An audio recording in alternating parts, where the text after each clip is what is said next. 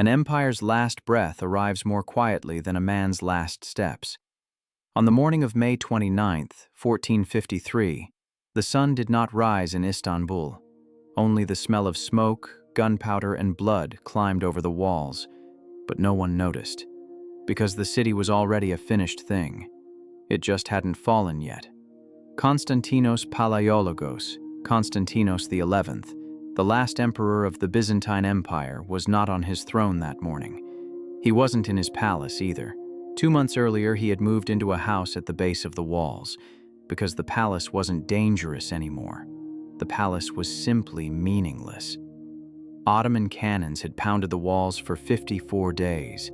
The wall was no longer a wall, it was a memory. The city was being defended by 8,000 soldiers. Outside, there were 80,000 Ottoman soldiers. The math was finished, hope was exhausted, and only one ritual remained, standing one last time. The emperor was 48 years old, unmarried, no heir. The dynasty would end with him, and he knew it. But the end of a dynasty isn't an empty throne.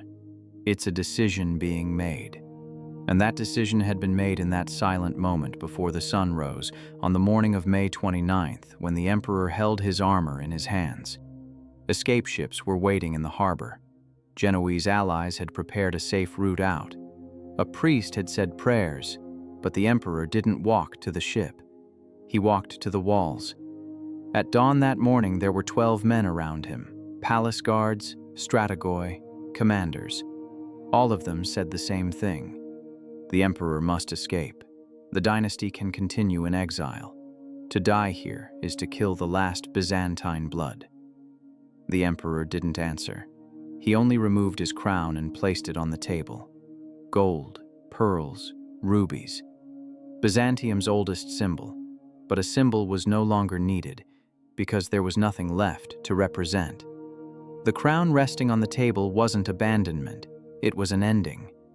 Constantinos had put on that crown in 1449. 4 years earlier, his brother John VIII had died. The dynasty had already collapsed. Byzantium was nothing but Istanbul and its surroundings. A few fortresses on the Morea Peninsula, a few islands in Greece. 1,000 years earlier, Byzantium had spread across 3 continents. Now it was a single city. And that city was no longer an empire. It was like a besieged prison. When Constantinos was crowned, his brothers had asked him, "Why take the throne? There is no empire, there's only a title." Back then he had answered, "Even a title is a responsibility, and to run from responsibility is to stop being human." His brothers didn't understand, because understanding requires experience, and experience comes with time. And time had given the emperor 4 years that day. 4 years were nothing for an empire, but for a man, it was a lifetime. The emperor put on his armor, heavy, dark, plain. It wasn't royal armor, it was the armor of an ordinary commander, because that morning, as he walked through the streets, no one should recognize him. He would fight, but not as an emperor, only as a soldier, and soldiers don't wear crowns. He strapped on his sword. He didn't take a shield. A shield was defense, and there was nothing left to defend. There was only the last resistance. Resistance was the final deliberate act before death, and the emperor stepped out of the house to perform that act. As he dressed, his hands trembled, slightly. Fear? No. Exhaustion. The 54-day siege hadn't only broken the walls, it had broken people too. Cannon fire every night, a body count every morning, the search for hope at noon, the collapse of hope every evening. This cycle didn't wear down bodies, it wore down souls. And the emperor's soul that morning was at its last breaking point. But it didn't break, because breaking is a choice, and he had chosen not to break. One last time, the last day, the last hour. The streets were silent. The cannons hadn't fallen silent, but the city had. People were waiting inside their homes. They knew what would happen, but they didn't know when. Waiting was worse than knowing. Knowledge has an ending. Waiting is a constant suspension. As the emperor moved through a narrow street, no window opened, no door cracked, because to see the last emperor was to face the end itself, and no one was ready for that. As Constantinos walked, he could hear his own footsteps, metal boots on stone, monotonous, rhythmic, hypnotic. Each step was a countdown toward zero, and zero that morning was at the base of the walls. A dog barked, a stray dog, hungry, worn out, afraid. Then it fell quiet. Even the dogs had surrendered, because animals are more honest than humans. They accept loss. Humans deny loss until loss swallows them. When he reached the base of the walls, dawn had broken, but it wasn't light that rose. It was flame and smoke. The Theodosian walls that had never fallen for 1,000 years, were now heaps of collapsing stone. Ottoman engineers had placed their cannons at strategic points. They had fired at the same points for 54 days. The wall hadn't been pierced. The wall had collapsed. But collapse is a process too. The walls were still standing. They just weren't an obstacle anymore. They were a waiting place. Soldiers were lined up behind the wall, swords, spears, shields in their hands, Genoese bows, Byzantine cavalry, 8,000 men, but they didn't look like an army. They looked like a crowd of final witnesses. As the emperor passed among the soldiers, some lowered their heads, some saluted, some only stared. There were no questions in their eyes, only acceptance. Acceptance is the most honest feeling, because acceptance contains no lie. And that morning, at the base of the walls, there was no one left to lie. The emperor climbed up onto the wall, onto the ruins of a high tower. From there, he saw the Ottoman army. 80,000 people. Tents, banners, cannons, horses. An empire wasn't represented in a tent. It was represented in an army. And he saw that the army facing him was 10 times larger than his own. He wasn't surprised, because he already knew. Now he was only confirming it with his eyes. Confirmation didn't change knowledge. It only turned it into reality. At the front of the Ottoman army, a massive banner was waving, red. White Arabic writing on it. It was called the Shahada, a declaration of faith. There is no God but God, and Muhammad is his messenger. That banner wasn't just cloth. It was a threat, but the threat wasn't explicit.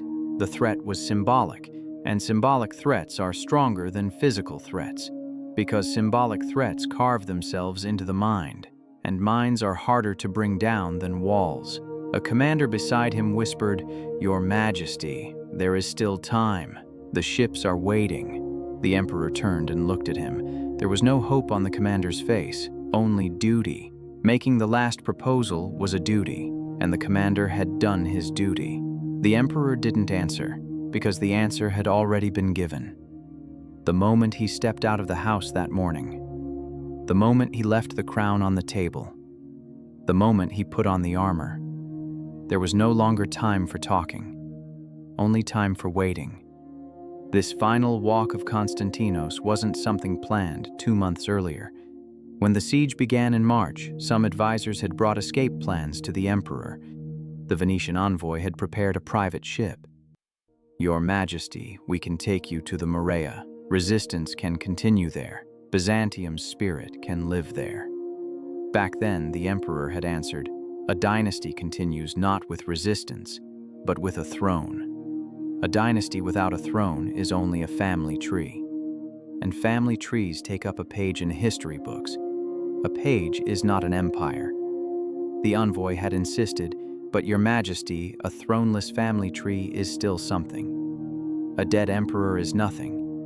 At least survive. When the time comes, maybe the throne can be taken back." The emperor had raised his voice for the first time. When the time comes, time is over. Time ended 200 years ago. We lived inside denial. Now the time for denial is over too. At the beginning of May, on the 35th day of the siege, a Genoese commander had said to him, "Your Majesty, if the Ottomans breach the walls, the city will fall in 3 days. In 3 days, the entire city will be looted. If you are here, they will kill you." maybe torture you, maybe take you captive, but they will not show mercy. The emperor had spoken clearly then, for the first time. I am already here. I will not leave. If the city will fall in 3 days, I will fall in 3 days as well, together at the same time. Those words weren't a vow, they were a surrender. But surrender to whom? Not to the enemy, to fate. And fate is a verdict a person builds inside his own mind. The emperor had built his fate, and that fate was passing through the walls on the morning of May 29th. On the evening of May 28th, the last day of the siege, the emperor had gone to Hagia Sophia for a final prayer. The church was full. Soldiers, civilians, priests. Everyone was there. Some were praying for salvation. Some for forgiveness. Some were there only to feel something, because feeling was the only weapon against uncertainty. When the emperor entered the church, everyone stood, but he didn't want them to stand. He motioned with his hand. Sit. Everyone sat. The emperor went to the very back row, dropped to his knees, clasped his hands, lowered his head, and prayed. What was he praying for? Victory? Rescue? Forgiveness? No one knows. Because prayer is internal, and the internal can't be recorded. But maybe he wasn't praying for any of those. Maybe he only wanted peace. One night of peace. The last night of peace.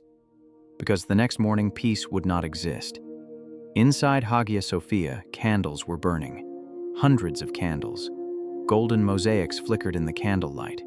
In the center of the dome, the face of Christ Pantocrator, the one who sees everything, the one who knows everything, but the one who intervenes in nothing. Because God watches but does not save. At least that night, no one would be saved. Constantinos lifted his head. He looked at Christ's face. For a long time, the face in the mosaic looked calm. No pain, no anger, only acceptance. And maybe, in that moment, the emperor felt the same acceptance. Acceptance is not surrender. Acceptance is understanding. Understanding the truth, internalizing the truth, and acting according to it. After the prayer ended, the emperor stood. He left the church. He stopped at the door, looked back. Hagia Sophia's dome, its mosaics, its gold ornamentation. 1,000 years of architecture, 1,000 years of faith. And he knew that tomorrow this building would belong to another religion. Because buildings belong to whoever takes them, and taking is the result of power. A priest approached him, an old man in his 70s, trembling, whether from cold or fear, it wasn't clear. Your Majesty, he said, God will protect us. The emperor looked into the priest's eyes and said, God already protected us for 1,100 years. Now the time for protection is over. Now the time is acceptance. The priest lowered his head, wept, and the emperor walked out. That night the emperor did not sleep. In the house, he sat on the bed and watched outside through the window. It was dark. Only far away in the Ottoman camp, fires were burning. Thousands of fires. Each fire was a tent. Each tent was 10 soldiers. 10 soldiers times thousands of tents. The math was still true that night, and the math was ruthless. 3 o'clock. Drumbeats came from outside. The Ottoman army was preparing. Meter music, drums, zurna, cymbals. The sounds were rhythmic, hypnotic, and also a threat, because those sounds weren't just music, they were psychological pressure. Every drumbeat was a message. We are coming. We are many. We are strong. 4 o'clock. The cannon fire began. Constantinos watched from the window. The cannons were firing, flame and smoke. The walls were shaking, stones were flying, and with every shot, another piece of the wall collapsed. 4:30. The emperor rose from the bed, put on his armor, strapped on his sword, walked to the door, stood in the threshold. He didn't look back, because looking back is admitting you left something behind, and the emperor was leaving nothing behind, because there was nothing to take. He stepped outside, walked into the street, and without stopping, moved toward the walls. His last walk, his last steps, his last breaths. At 5 o'clock, the Ottoman army began to move. The drums started. The Janissaries advanced. Infantry units followed behind. The cannons kept firing, but this time they weren't targeting the walls. They were targeting the soldiers behind the walls. Stones burst in midair, fell like a hail of gravel. A soldier was struck in the head, collapsed. No one looked at him, because looking was wasted time, and time had already run out. The emperor drew his sword.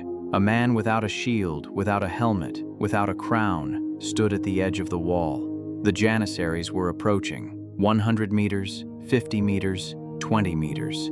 Distance wasn't just a number. Distance had become the physical representation of time. Each step was a second. Each second was a breath, and the breaths were thinning. The clash began. Swords struck. Spears drove in. Shields broke. The emperor fought, but not like a commander, like a soldier. No one called him Your Majesty, because no one recognized him. A crownless man was only a man, and on a battlefield, a man is only a body, and bodies were falling fast. When the Ottoman assault began, the first wave wasn't the Janissaries. The first wave was volunteer soldiers, Anatolian peasants, Azeri fighters, Albanian youths. They were called Azaps, and Azap means torment. But here, Azap was the soldier's role: to die, to charge the walls, get hit, fall, so that they could drain the enemy's arrows, spears, strength. The first wave collapsed on the wall. The second wave came. They collapsed too. The third wave, the fourth, the fifth. Each wave climbed over the corpses of the one before it, because the strategy was a human wave. A human wave was a mathematical logic. If you send enough people, eventually the defense collapses. Because the defenders tire, ammunition runs out, strength is spent. Constantinos knew this strategy. The Ottomans knew it too, and both sides knew the mathematical outcome was certain. But mathematics doesn't account for human will. And that morning, the 8,000 men standing on the wall were standing on something stronger than mathematics. Will. Will wasn't the desire to win. Will was the power to make your own choice one last time. And they had made their choice. To stay. To fight. To fall. 6:30. A young soldier came to the emperor's side. 18, 19. His sword was trembling in his hand. His face was pale. Fear in his eyes. But his feet weren't moving, because his feet had chosen to stay. "Your Majesty," he said, "can we win?" The emperor looked at the soldier for a long time. Then he said, "Sometimes winning doesn't matter. What matters is being here. Because you are here, you have already won." The young soldier didn't understand, but he didn't ask. Because that moment wasn't for understanding. That moment was for action. The young soldier nodded, gripped his sword tighter, and went to the edge of the wall. He waited there. He didn't wait for death. He waited for the moment. And the moment was approaching. 7 o'clock. Ottoman cannons completely destroyed a section of the wall. Stones collapsed. A cloud of dust rose.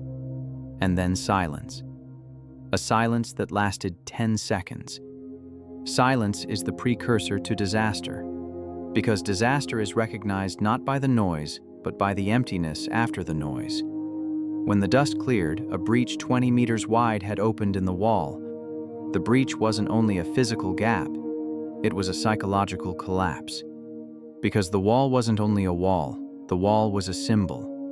And when the symbol collapses, faith collapses. But Constantinos did not collapse. When the breach opened, he ran to it with his guards. The breach had to be closed, with human bodies, because there was no stone left, only humans.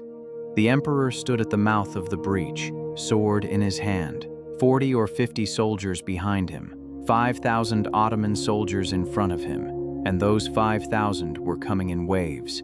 The first Ottoman soldier tried to push through the breach. Constantinos swung his sword. The soldier fell. The second came. He fell too. The third, the fourth, the fifth, each one fell, but each fall reduced the emperor's strength, because strength is not infinite. Strength is limited by the body, and the body tires. The emperor's arm was aching, the arm holding the sword, muscle cramps, pain with every strike. But the pain didn't matter. Pain was only a signal, and a signal could be ignored, at least for a little longer. 7:30. A guard beside the emperor was struck by a spear, collapsed. Blood came from his mouth. His eyes were open, but he wasn't seeing. Another was wounded by a sword. He pulled back, and there was shame on his face as he retreated, because retreat felt like betrayal.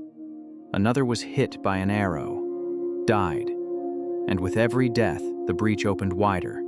Constantinos saw it, but he didn't stop, because stopping would mean accepting, and he hadn't accepted yet.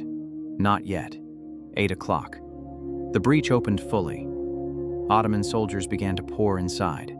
First 10, then 100, then 1,000, and 1,000 soldiers crush 50 soldiers. In the end, mathematics had won. Constantinos pulled back, but he didn't run. He only changed position. 20 meters behind the breach, there he stood again, and fought again, because fighting was the only option in that moment, the only source of meaning. An Ottoman janissary attacked the emperor.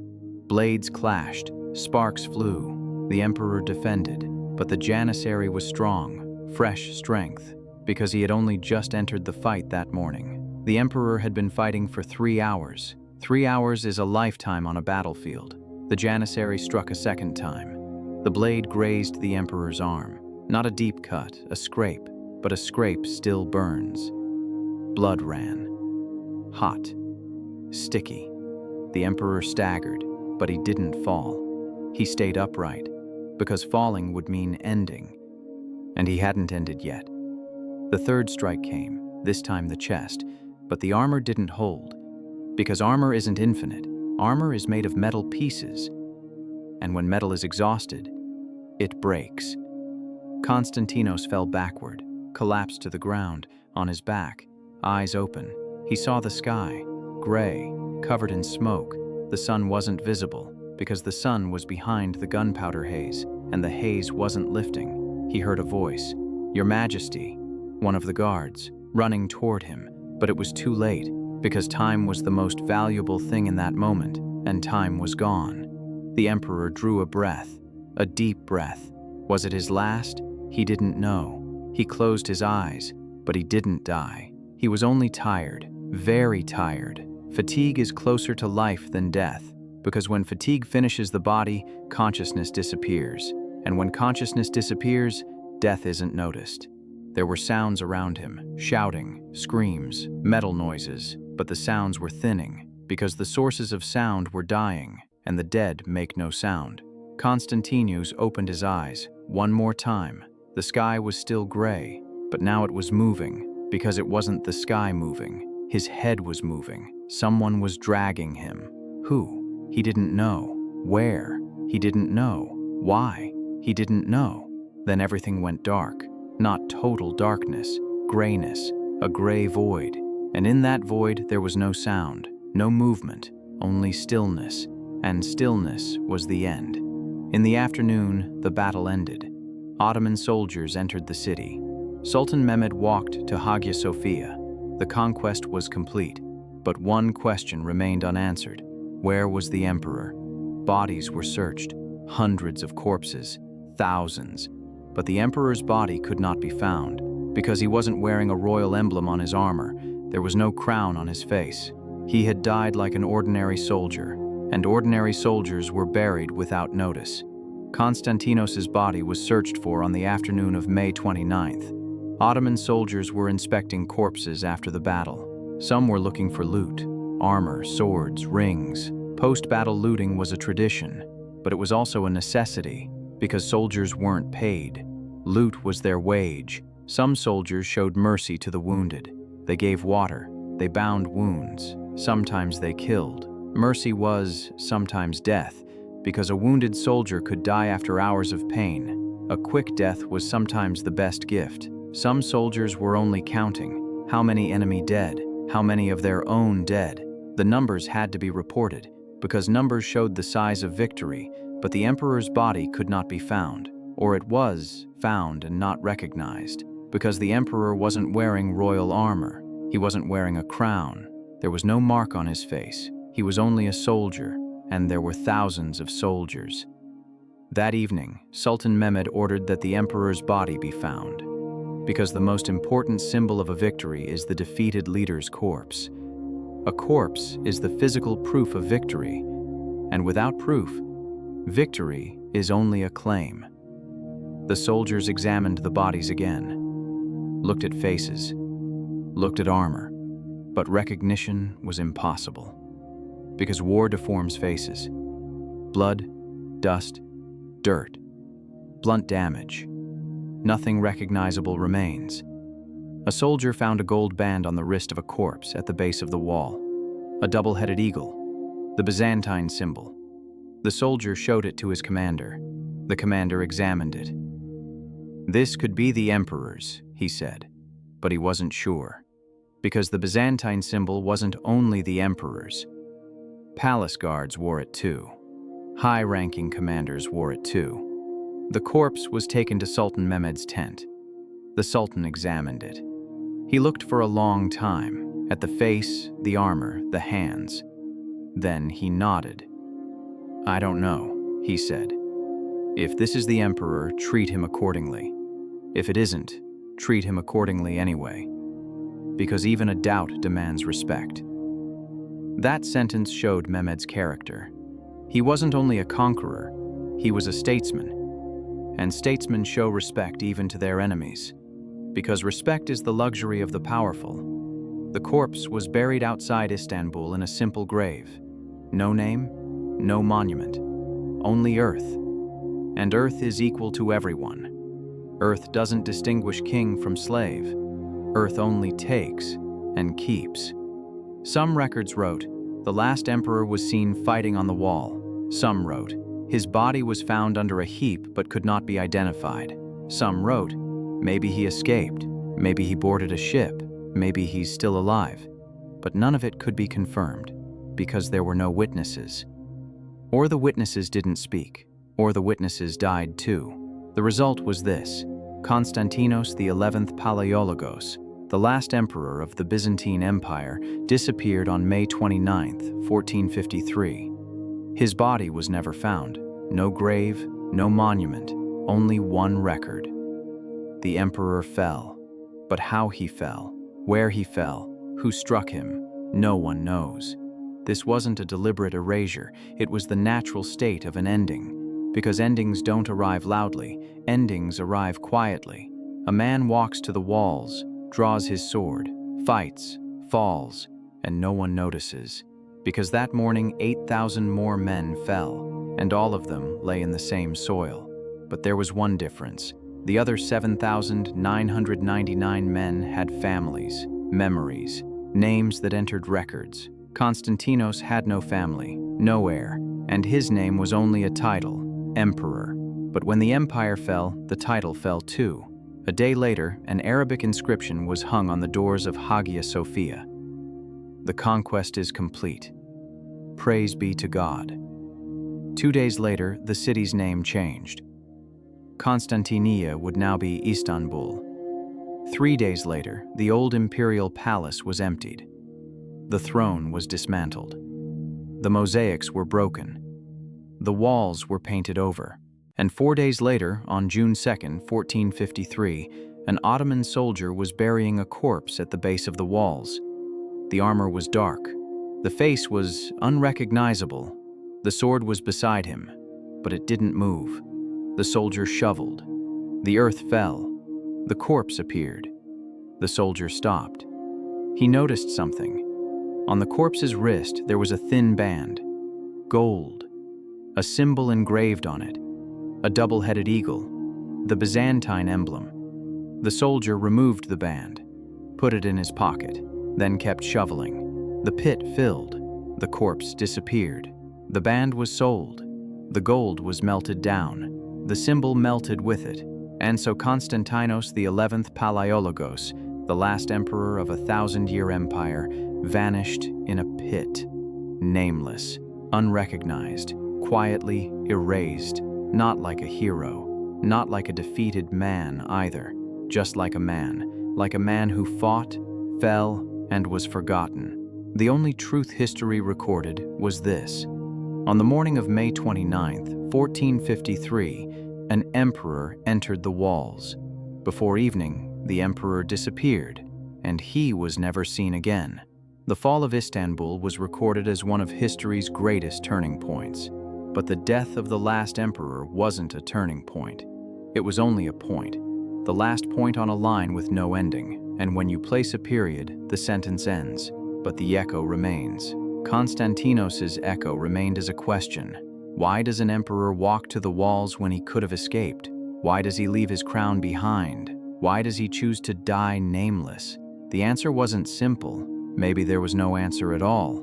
But some historians wrote, that morning Constantinos didn't fight to be a hero. He didn't fight for the dynasty either. He fought only to make his own decision one last time. And his decision was this. If the empire was going to fall, he would fall with it. This wasn't sacrifice. It wasn't giving up. It was only alignment, an empire and a man ending at the same time, a synchronized disappearance. Today in Istanbul, Constantinos has no grave, no monument. His name isn't on a street, but some historians point to a spot at the base of the walls. Here, the last emperor fell here, but it's a guess, because there is no record, no witness, only a possibility. And possibility is stronger than certainty, because possibility produces questions, and questions are history's wounds that never close. May 29th, 1453. A date, a city, a fall, and a man. The man disappeared, but the fall remained, and the fall is still echoing.